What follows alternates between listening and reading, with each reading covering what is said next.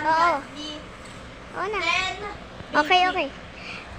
Hi guys, so ngayon gagawin ko yung sprinkler method sa moon melon.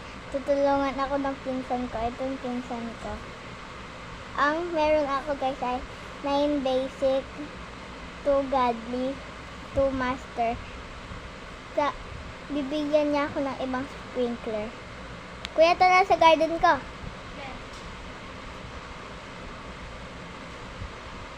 Yan. Lalagay na namin. Wait lang. Go, lagay muna.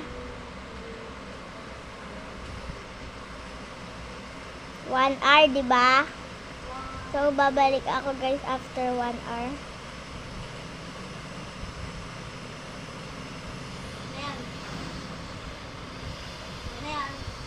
Wait lang, master pa.